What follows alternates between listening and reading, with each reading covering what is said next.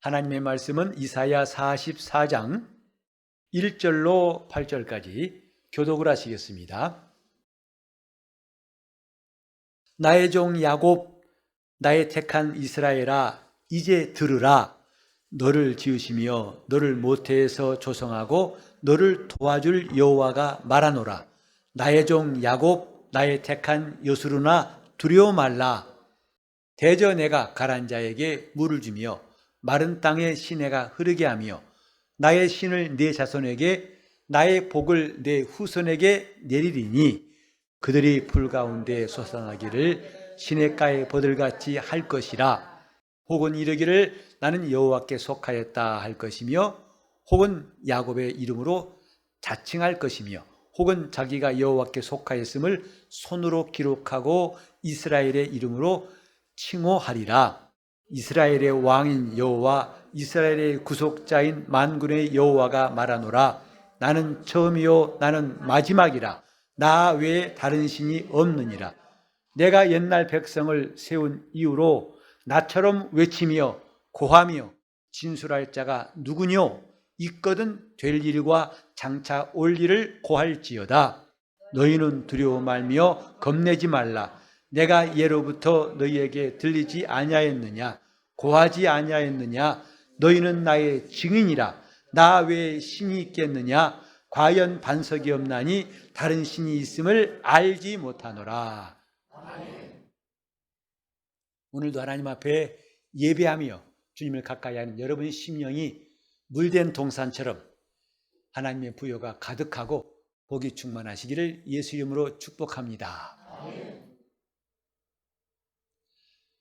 여러분이 가장 겁나는 일이 과연 무엇인지 한번 떠올려 보시기 바랍니다. 지금 이 순간에도 갑자기 내 마음의 평정이 사라지고 근심이, 걱정이 쏟아지고 가장 불안해한 일이 뭘까요? 이런 질문할 때마다 나는 별로 없다고 생각하실 분도 있겠지만 사실은 우리 시간 속에서 두려운 일이 항상 마음 저 밑자락에 깔려 있는 것을 느끼게 됩니다. 과연 두려움이 없는 사람이 있을까? 나는 괜찮아요. 나는 걱정 없어요. 나는 뭐든지 용감해요. 라고 할 수 있을지 몰라도 그러나 실제로는 두려움이 없는 사람은 이 땅에 아무도 없습니다. 두려움이 없다는 증명을 제가 한번 해볼까요? 두려움이 있다는 증명해 보겠습니다. 두려움은 그냥 마치 땅에 묻힌 것 같아가지고 평소에는 안 드러날 수 있어요. 근데 두려움이 있기 때문에 나오는 게 뭐냐면 근심과 걱정입니다. 근심과 걱정이 비슷한 말 같지요? 근데 조금 다르다는 느낌을 제가 찾아보았는데 근심이란 뭐냐면 해결되지 않는 일 때문에 속이 타는 것, 그것을 근심이라고 합니다. 지금 뭔가 돼야 할 일이 있는데 안 돼요. 그것 때문에 근심을, 안 되는 미래의 일들을 위해서 속이 타고 애가 타는 것, 그게 근심이에요.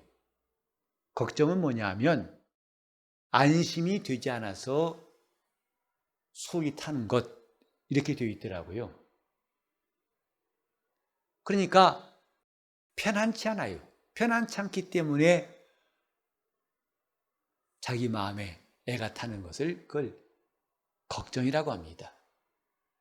이건 전부 다 두려움 속에서 나오는 현상들이라고 말할 수 있습니다.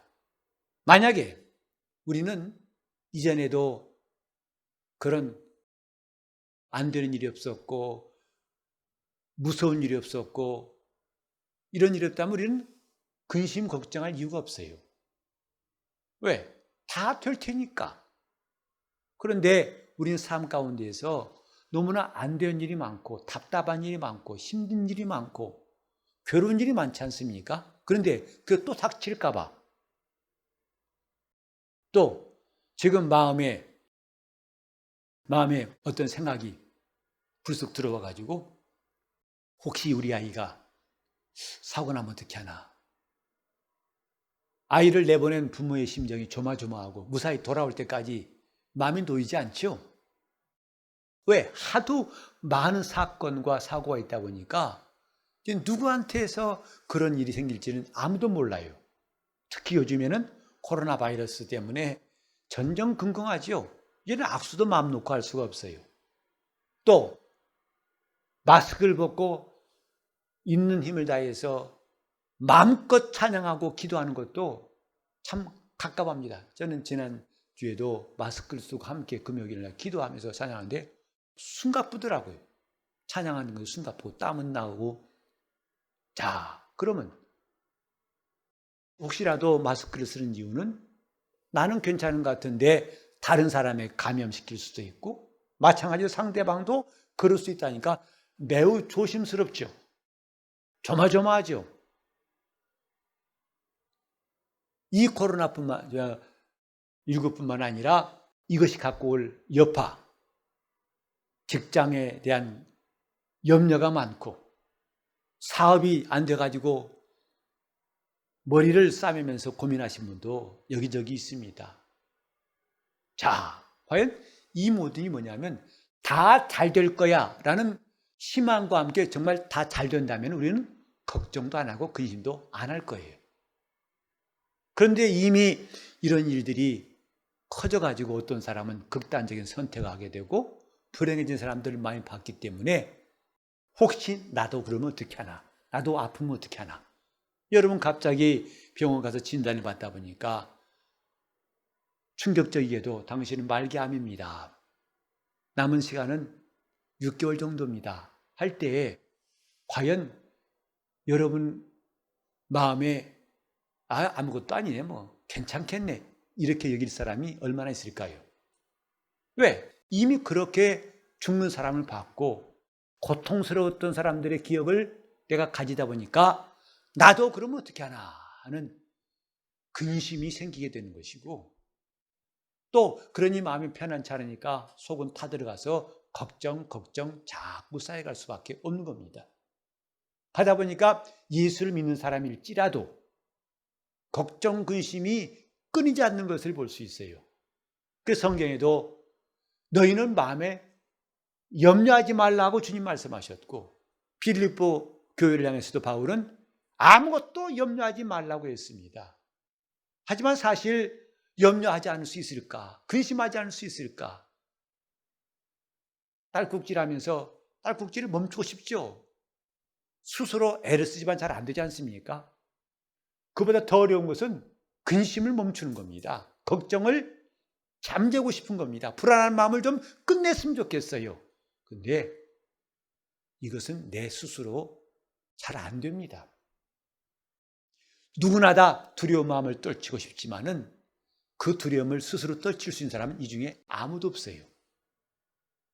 다만 억제하려고 하고 모른 채 하고 외면하는 것뿐이지 실제로 두려움에서 해방되는 것은 인간 스스로는 불가능이라고 생각합니다. 그래서 제가 성경을 보면서 도대체 두려움의 시작이 어디서부터 했을까라고 말씀 찾다 보니까 창세기 3장에 나오더라고요. 성경에 최초로 두렵다는 말이 나온 것이 거기에요. 바로 아담과 하와가 범죄한 다음에 그때부터 경험한 게 두려움이라는 거예요. 날이 서늘할 때 하나님께서 동산에 거니실 때에 아담을 부르셨어요. 그때 그들이 두려움을 느꼈다고 그랬어요.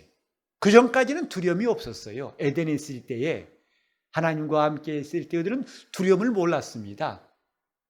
두려움의 근원 그때부터였습니다.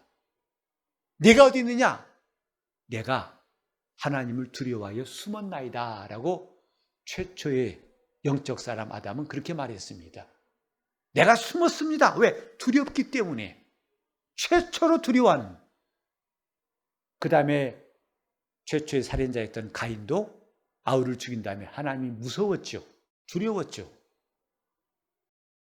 두려움의 시작은 성경에 하나님과 멀어진 그때부터라고 말했습니다. 인류가 많이 싸우고 힘들고 어려우니까 두려움이 생긴 게 아니라 그 시작은 하나님께로부터 멀어지고 단절되었을 때, 즉 죄 때문에 두려움이 온 것이다 라고 성경은 말하고 있습니다. 두려움의 근본 원인이 그거예요. 그리고 이 두려움 때문에 사람들은 종교를 만들고 스스로를 위로하려고 애를 씁니다. 그 두려움을 이겨보려고 하지만 그 수고가 번번이 헛되지요. 그래서 한 번은 이젠 모처럼 휴가를 내가지고 멀리 저 몰디브라는 섬에 가가지고 모든 것 다 잊고 두려움을 다 떨쳐버리고 근심을 놓고 편안히 쉬러 갑니다. 그래서 잠깐 동안 그 평화로운 풍경 때문에 이제는 소음도 없고 나를 괴롭힌 사람도 없으니까 이것이 정말 편안한 곳이나 하고 두려움이 없다고 안심하지만 그건 마치 목마른 사람이 물 한 번 잠깐 마신 것과 똑같지요. 돌아오는 비행기 때부터 그는 다시 근심이 쌓이고 한국 가기 싫다고, 나는 가기 싫다고 다시 갔으면 하는 마음을 여러분도 아마 느끼신 적 있을 거예요.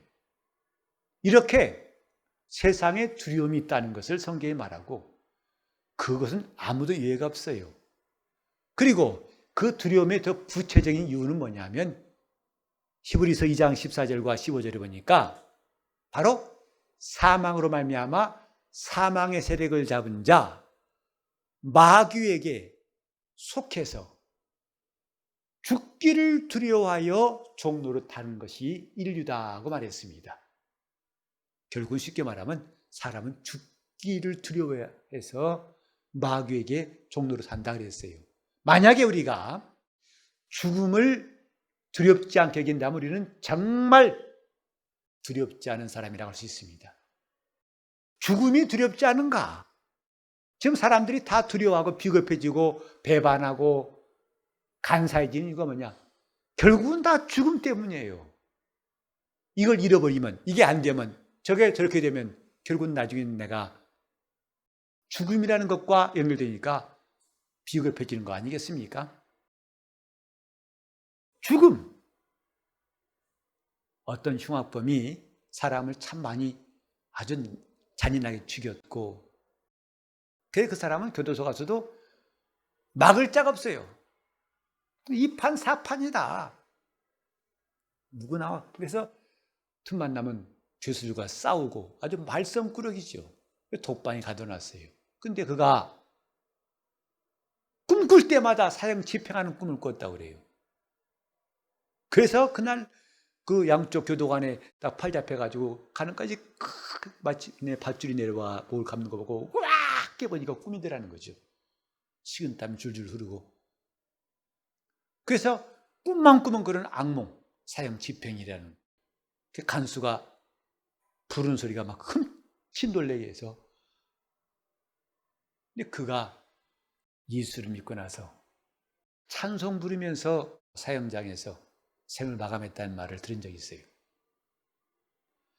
아무리 흉악범도 죽음은 두려운 겁니다. 그때 가서 어머니 하고 마지막으로 할 말이 있냐니까 어머니 하고 목 놓아 울다가 사형 집행당한 사람도 있고 그 사형장에서 있던 것들을 책으로 낸 것이 있어서 읽어보니까요. 사람의 죽음의 마지막 순간들을 많이 보게 됩니다. 죽음 때문에 두려워하는 거예요. 왜 코로나 두려워하시죠? 죽어요, 결국은. 만약에 코로나 걸려도 끄떡없다.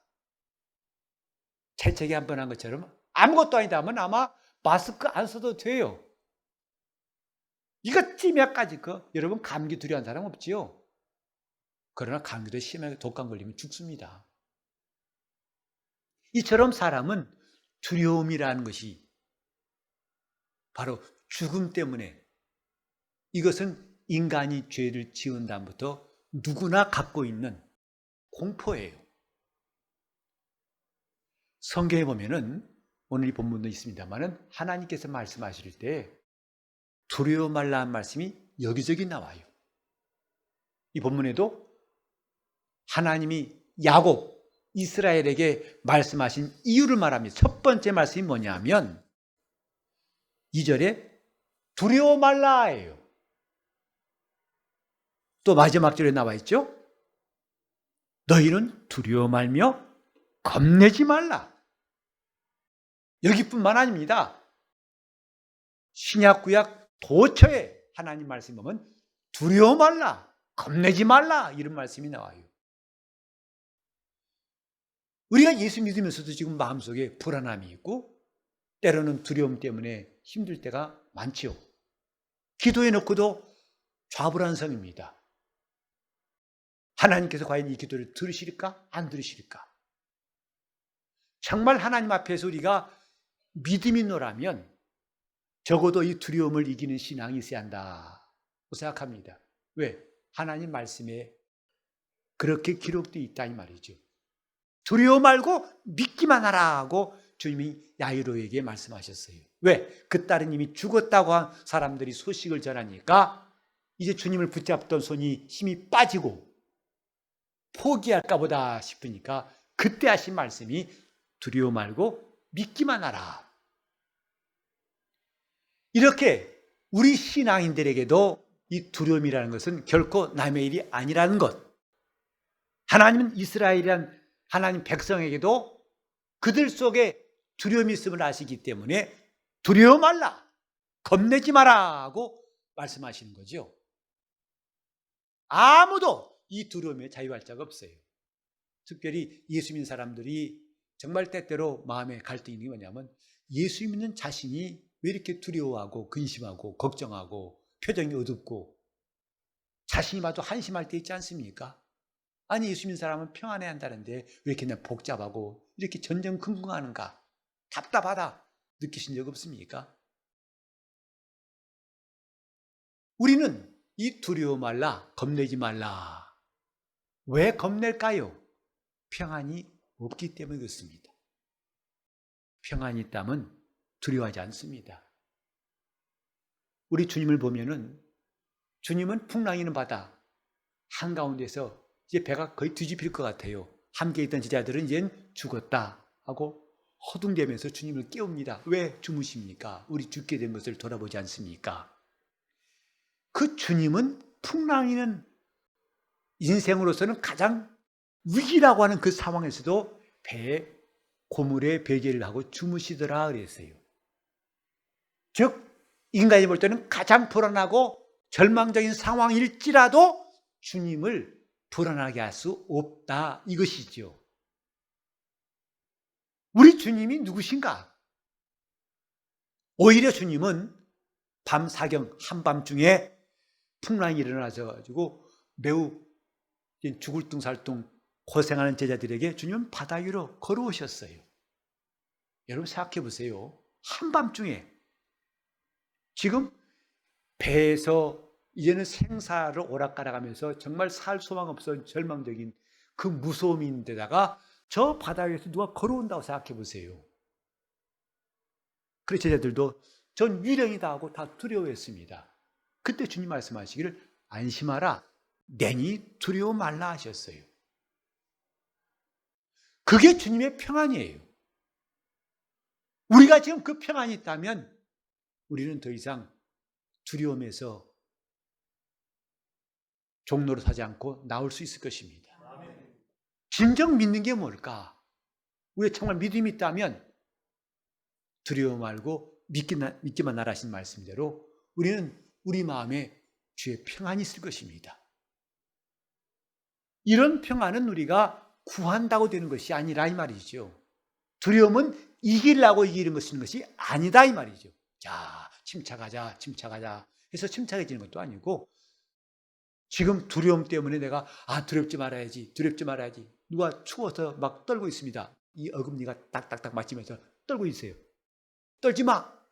이 사람은 떨고 싶어 떠는 게 아닙니다. 추워 떠는 거지. 지금 두려워하고 싶어 하는 게 아니라 우리는 원래 두려움이 이 안에 있는 인생이라 이 말이죠. 바로 이것 때문에 주님께서 징계를 당하셨다고 성경에 말씀했어요.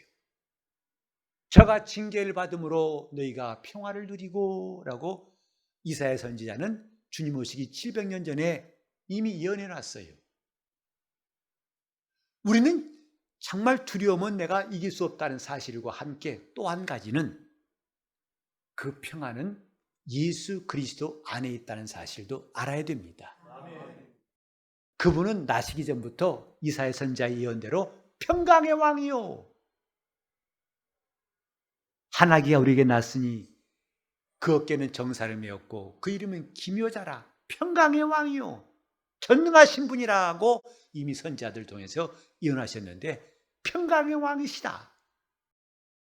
그가 가진 평안은 바다 물결, 흉흉한 바다 물결도 어떤 사망 권세도 위협할 수가 없는 평안이었는데 그 평안을 우리에게 주시려고 그가 우리 대신 징계를 받으셨다. 징계란 말은 징벌이란 말입니다. 징벌. 책임을 지고 벌 받으셨다 이 말. 그가 징벌을 당하신 것이 어찌미뇨? 그로 인해서 우리에게 평안을 얻게 하려 하심이라. 그래서 주님 말씀하셨습니다. 내가 너에게 평안을 주르니, 나의 평안이라고 말씀했어요. 그냥 평안이 아니라 나의 평안을 주노니, 이 평안은 세상이 주는 것과 같지 않다. 세상에서 평화로운 곳에 가서 안락하게, 아주 편안하게, 이런 걱정 없이 먹고 마시고 쉴 수 있는 곳에 갔다고 해서 그 주는 평안과는 내가 돈 많다고 얻을 수 있는 평안하고 내가 명예를 얻었다고 주는 평안하고는 근본적으로 다르다. 나의 주는 평안을 주노니, 그래서 그 평안으로 우리가 평안하기를 주님이 원하셨던 겁니다. 예수께서도 부활하신 다음에 첫 번째 하신 말씀이 너희에게 평강이 있을지어다. 이것이 첫 번째 말씀이었어요. 사망 권세를 이기신 주님의 제자들에 대한 첫 대화, 첫 말씀이 너희에게 평강이 있을지어다. 주님은 그들이 절실하게 평강이 필요한 존재임을, 얼마나 그들은 두려움에 쌓여있고 공포에 질려있는가를 아시기 때문에 말씀하셨고, 동일하게 주님은 지금도 우리에게 똑같이 말씀하십니다. 이렇게 쉼을 알지 못하고 지쳐있고 두려워하는 우리에게 평강이 있을지어다 라고 말씀하시는 거예요.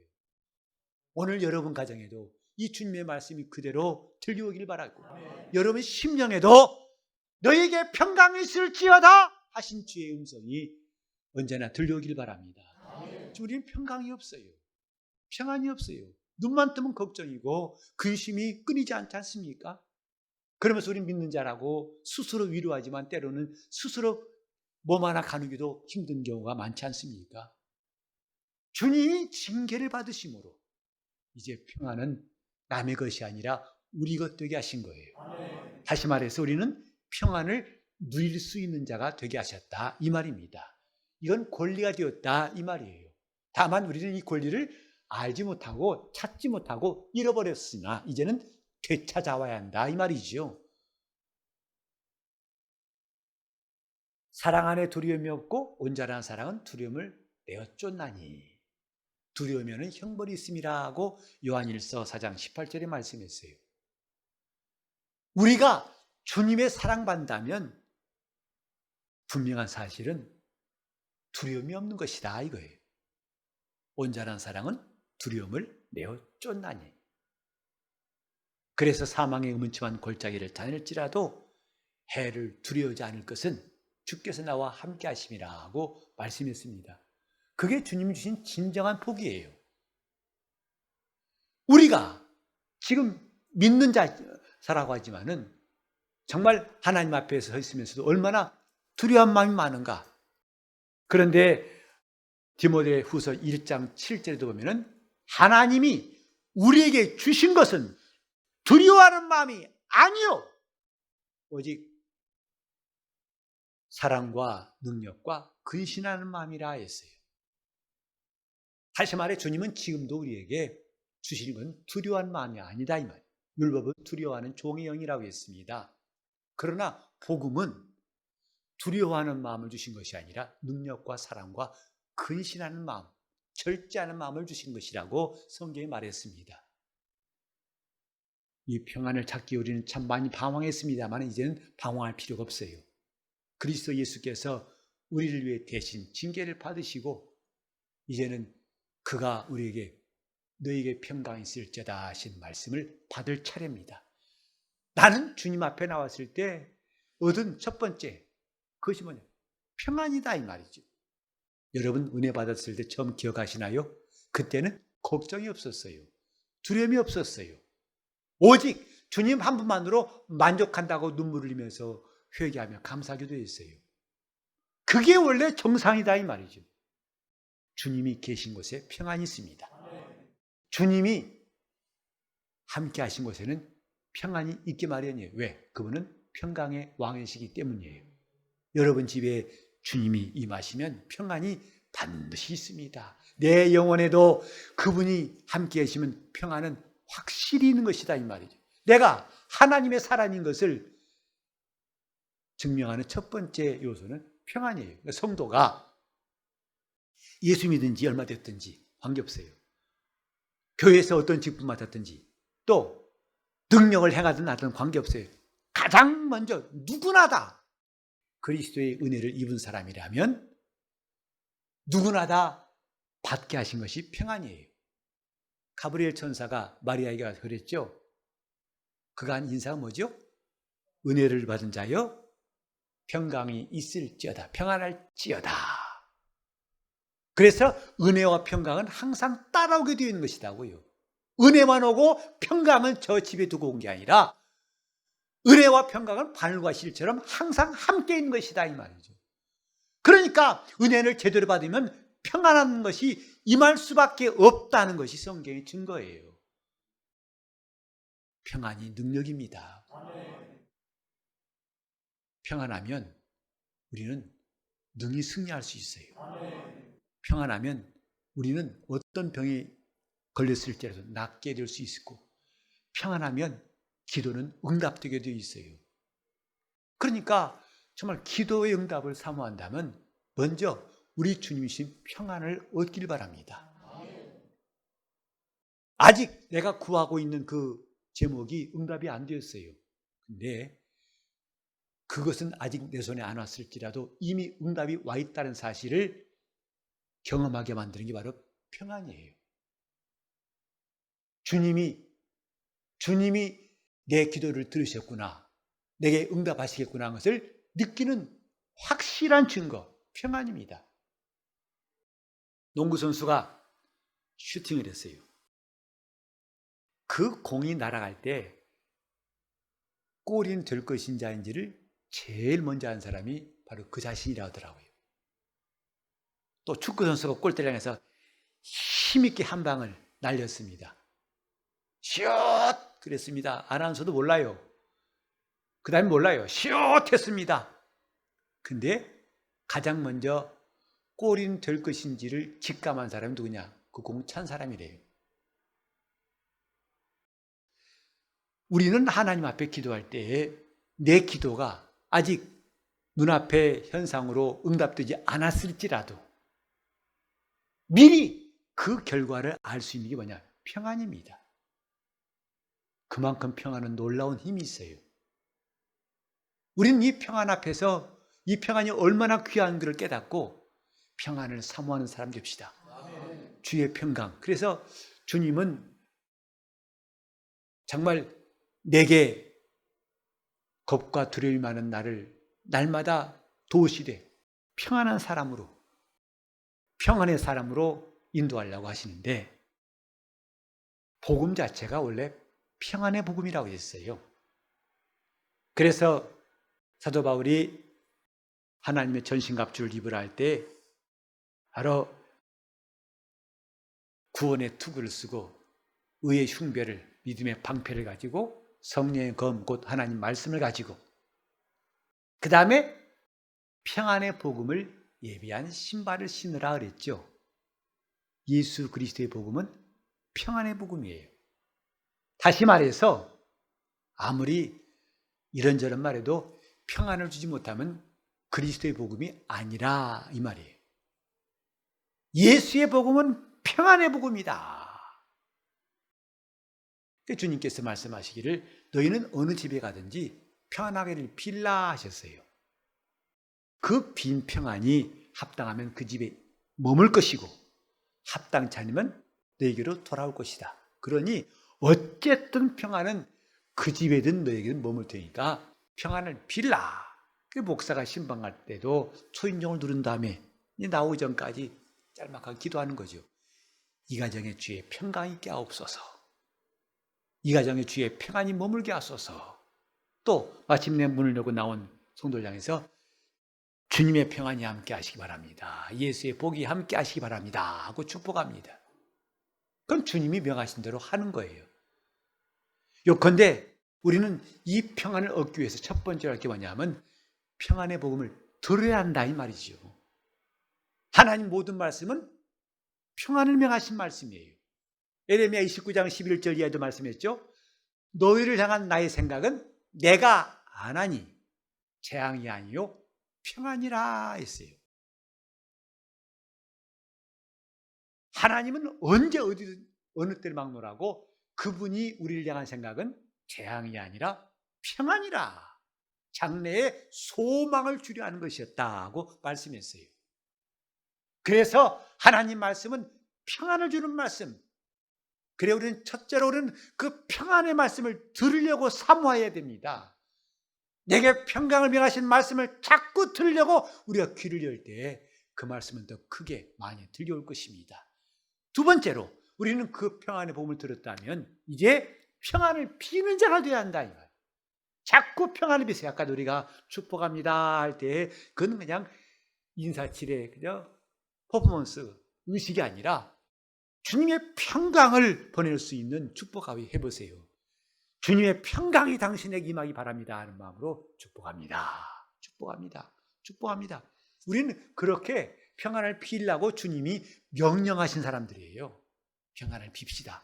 어느 사람이 평안을 비세요. 평안하시기 바랍니다. 평안을 빕니다 하고 평안을 비는 겁니다. 그건 주님께서 일하실 중요한 통로가 된다 이 말이죠. 그 세 번째 우리는 그 평안을 환영한 사람이 되어야 한다 이 말이죠. 그 환영하는 언어가 뭐냐면 아멘이에요. 아멘. 예 하는 것이죠. 당신이 빈 평안이 맞습니다. 그대로 나에게 임할 것입니다 라고 화답하는 게 아멘이에요. 이 아멘은 참 능력이 있어요. 하나님의 말씀이 이루어지는 것을 정말 아멘이라는 언어가 얼마나 중요하게 역할하는지. 하나님 말씀도 꺾일 수 있습니다. 그 말씀도 방해받을 수 있어요. 누구한테? 하나님 말씀을 환영하지 않은 사람에게는 그가 빈 복도 가다가 중단될 수 있어요. 돌아올 수 있다 이 말이죠. 그래서 우리는 믿음의 언어, 평안을 비는 말이 우리는 항상 열려 있어야 됩니다. 아멘. 아멘하고 열려 있어야 한다 이 말이죠.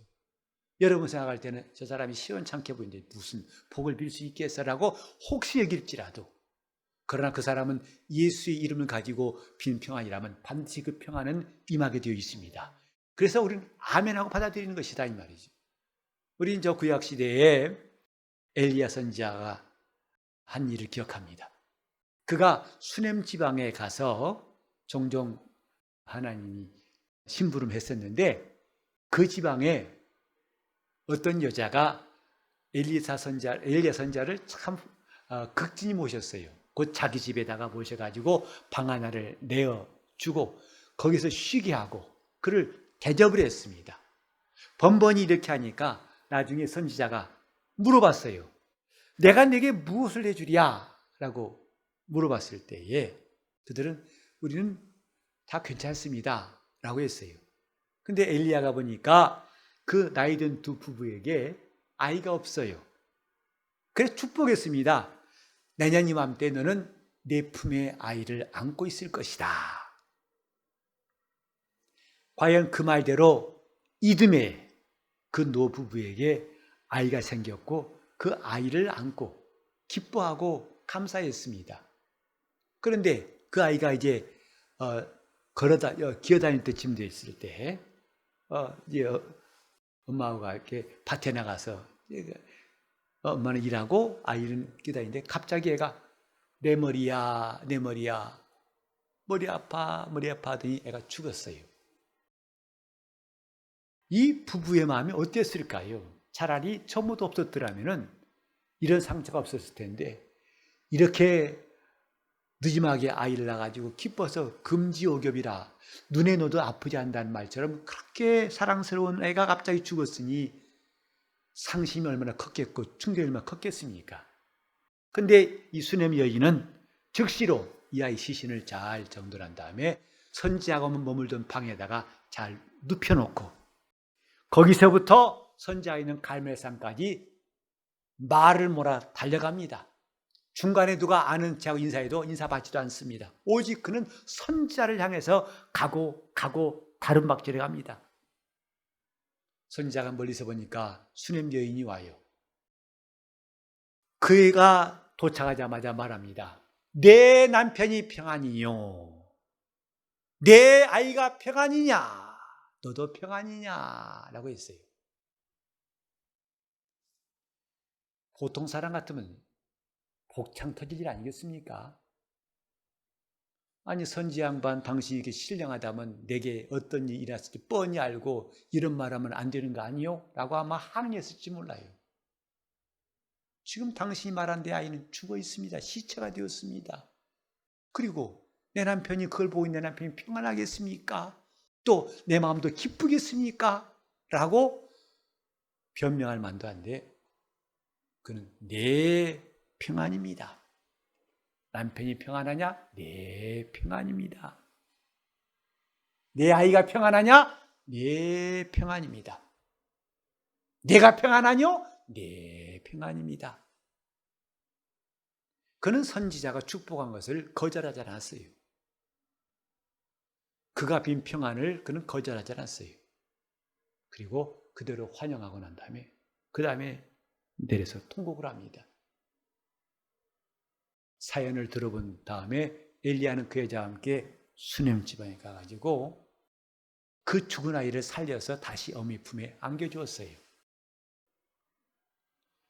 우리는 하나님 말씀이 평안의 말씀, 복을 비는 말씀, 복을 명하신 말씀이고 평안을 주신 말씀이라고 인정해서 그 말씀을 거절하지 말고 그 말씀에 아멘으로 받아들이시기를 예수 이름으로 축원합니다. 아멘. 그러면 주의 평강이 여러분 가정에 임할 것입니다. 아멘. 그 평안만이 겁내지 않게 하고 우리를 두렵지 않게 하는 놀라운 능력이 있어요. 우리 모두가 하나님의 평강으로 충만하기를 예수 이름으로 축원합니다. 아멘. 그 말씀은 평강을 명하신 말씀, 내가 그 말씀을 거절할 이유가 하나도 없는 말씀. 아멘. 아멘. 그 말씀대로 되어지이다. 여러분 심령에도 여러분 가정에도 이런 놀라운 역사가 이제부터 가득하시기를 예수 이름으로 축원합니다. 아멘. 통성을 기도하실 때 내가 주의 말씀 평안의 복음을 언제든지 사모하고 환영하는 성도가 되게 하사 겁내지 않고 두려움을 이기는 성도로 살게 도와달라고 통성으로 기도하시겠습니다. 하나님 아버지, 우리가 주의 평안을 사모합니다. 우리가 두려워하지 않고 겁내지 않기 원합니다. 하나님의 능력이 역사하시고 인도하여 주옵소서. 주님 역사하여 주옵소서. 우리를 도와주신 하나님이라 했사오니 우리를 도우신 하나님이 역사하여 주시옵소서. 우리가 평강이 있어서 우리 주님의 은혜 안에 환경 속에 살 수 있도록 인도하시기 원합니다. 주님 함께 하시고 도와 머리끝부터 발끝까지 다 건강하고 하나님 능력이 역사하시고 평안이 영혼까지 임할 수 있도록 인도하여 주시옵소서. 역사하여 주옵소서. 하나님 아버지, 우리 성도들 평안하게 도와주옵소서. 아멘. 어른부터 아이까지 다 평안하게 도와주옵소서. 아멘. 억지로 평안하지 않은 것이 아니라 저들 마음속에 있는 모든 두려움도 걱정도 근심도 다 송두리째 떠나갈 수 있도록 하나님의 평강이 가정과 심령에 임하게 도와주시옵소서. 아멘. 혹시나 행여나 만약에 이런 부정적인 생각들이 꼬리를 물고 일어나지만 이런 것들이 다 마감되게 도와주시옵시고 두려워 말고 겁내지 말라 하신 주의 말씀이 오늘 우리 속에 이루어지게 도와주시옵시고 주님이 대신 징계를 받으심으로 우리가 평안을 누리게 하셨사오니 이제는 평안할 권리를 찾게 도와주시옵시고 주님 평안의 복음을 날마다 사모하여 듣게 도와주시옵시며 그 평안을 전하는 사람이 되게 하여 주시옵시고 그 평안의 말씀을 아멘으로 화답하는 성도가 되게 하여 주시옵소서. 기도할지라도 우리 기도하는 순간부터 주의 평강으로 응답이 시작되게 도와 주시옵시며 하나님의 역사가 끝없이 이루어지게 도와 주옵소서. 예수 이름 받들어 기도를 이옵나이다.